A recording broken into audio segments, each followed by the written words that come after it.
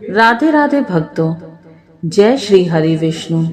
प्रिय भक्तों, भगवान श्री विष्णु, माता लक्ष्मी और तुलसी महारानी की कृपा आप सभी और आपके पूरे परिवार पर सदैव बनी रहे। आपके जीवन से सभी दुख, रोग, भय और दरिद्रता दूर हो तथा आपके घर में सुख, शांति और समृद्धि का वास हो। दोस्तों, ज्येष्ठ मास सनातन धर्म में अत्यंत पवित्र और पुण्यदायी माना गया है। पुराणों में बताया गया है कि इस मास में किया गया स्नान, दान, जप, तप और भगवान विष्णु की भक्ति अनेक गुना फल प्रदान करती है।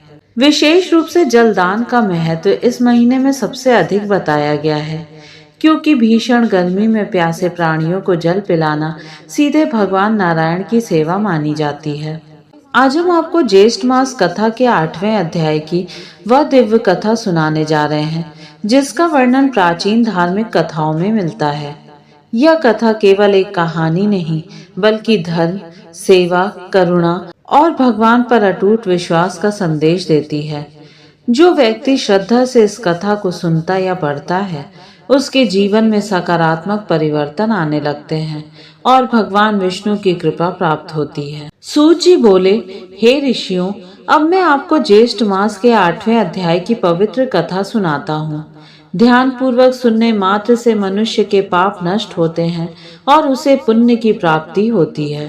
प्राचीन समय की बात है। अवंती नगरी में धर्मशील नाम का एक गरीब ब्राह्मण अपनी पत्नी सुशीला के साथ रहता था।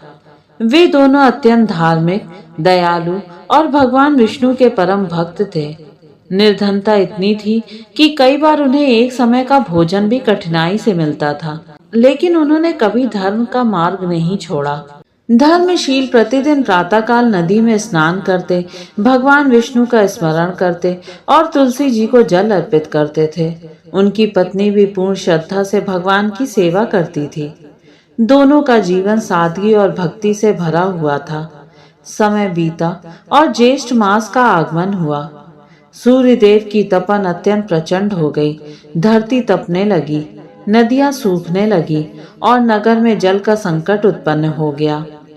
लोग दूर दूर तक पानी की खोज में भटकते थे। पशु पक्षी भी प्यास से व्याकुल हो उठते थे। एक दिन धर्मशील ने अपनी पत्नी से कहा, हे देवी, शास्त्रों में कहा गया है कि ज्येष्ठ मास में प्यासे को जल पिलाने से भगवान विष्णु अत्यंत प्रसन्न होते हैं। हमारे पास धन नहीं है, पर यदि हम जल दान कर सके तो यही सबसे बड़ा पुण्य होगा। सुशीला ने चिंता से कहा, स्वामी, हमारे घर में तो स्वयं पीने के लिए भी बहुत कम जल है। यदि हम सब दूसरों को दे देंगे तो हमारा क्या होगा? धर्मशील शांत स्वर में बोले, जो भगवान संपूर्ण संसार का पालन करते हैं, क्या वे अपने भक्तों को कष्ट में छोड़ देंगे? धर्म और सेवा कभी व्यर्थ नहीं जाती। अगले दिन से दोनों पति पत्नी ने अपने छोटे से घर के बाहर मिट्टी का एक घड़ा रख दिया।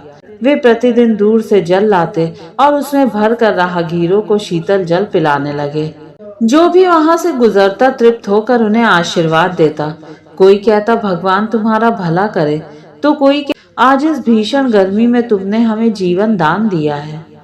धीरे धीरे उनकी सेवा की चर्चा पूरे नगर में फैलने लगी। लोग उनकी प्रशंसा करने लगे, लेकिन कुछ लोग उनका उपहास भी करते थे। वे कहते, अपने पास खाने को नहीं और चले हैं पुण्य कमाने। लेकिन धर्मशील और सुशीला कभी विचलित नहीं हुए।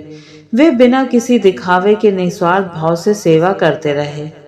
एक दिन दोपहर के समय एक अत्यंत वृद्ध ब्राह्मण उनके द्वार पर आया। उसके शरीर में कमजोरी थी, चेहरा धूप से तप रहा था और होंठ प्यास से सूख चुके थे।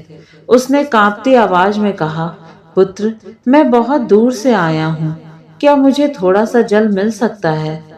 उस समय घड़े में केवल थोड़ा सा जल बचा था, जो धर्मशील और उनकी पत्नी के लिए रखा गया था। लेकिन धर्मशील ने बिना एक क्षण सोचे वह सारा जल उस वृद्ध ब्राह्मण को अर्पित कर दिया। जैसे ही वृद्ध ने जल ग्रहण किया, उसके मुखमंडल पर अद्भुत तेज प्रकट होने लगा। देखते ही देखते वहां दिव्य प्रकाश फैल गया। धर्मशील और सुशीला आश्चर्यचकित रह गए। तभी वह वृद्ध ब्राह्मण अपने वास्तविक स्वरूप में प्रकट हुए। वे स्वयं भगवान श्री हरि विष्णु थे। उनके चारों हाथों में शंख, चक्र, गदा और पद्म सुशोभित हो रहे थे। उनके दर्शन से पूरा वातावरण दिव्य हो उठा।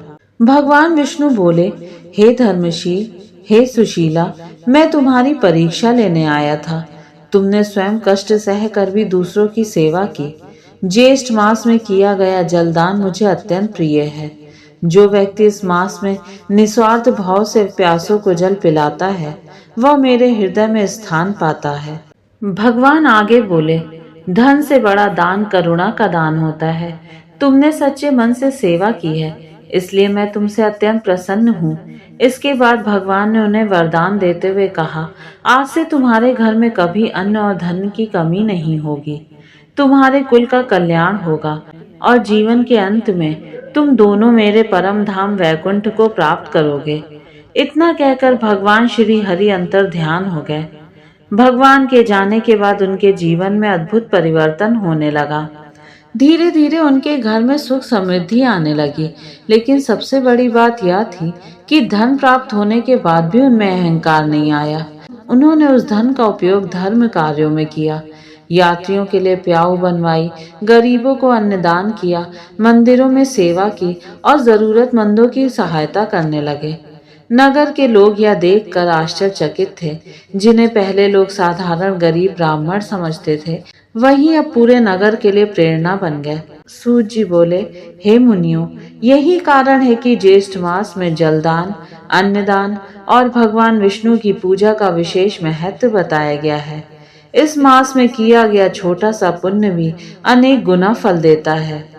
जो मनुष्य श्रद्धा से प्रातःकाल स्नान करता है, भगवान विष्णु का नाम जपता है, तुलसी जी की पूजा करता है, प्यासों को जल पिलाता है, गरीबों को अन्न दान करता है, क्रोध, अहंकार और झूठ से दूर रहता है, उसके सभी पाप नष्ट हो जाते हैं और भगवान श्री हरि की कृपा उस पर सदैव बनी रहती है। प्रिय भक्तों, इस कथा का संदेश केवल इतना नहीं कि दान करो, बल्कि यह है कि सच्ची भक्ति वही है जिसमें दया, सेवा और करुणा हो। भगवान केवल बड़े यज्ञों और धन से प्रसन्न नहीं होते, बल्कि निष्काम भाव से की गई छोटी सेवा भी उन्हें प्रिय होती है। यदि आप भी ज्येष्ठ मास में श्रद्धा से जलदान, भगवान विष्णु का स्मरण और जरूरतमंदों की सहायता करेंगे, तो निश्चित ही भगवान की कृपा आपके जीवन में भी बरसेगी।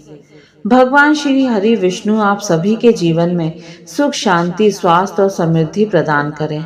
आपके घर से सभी कष्ट दूर हो और सदैव धर्म, भक्ति और प्रेम का वास रहे। जय श्री हरि, जय लक्ष्मी नारायण, जय तुलसी माता।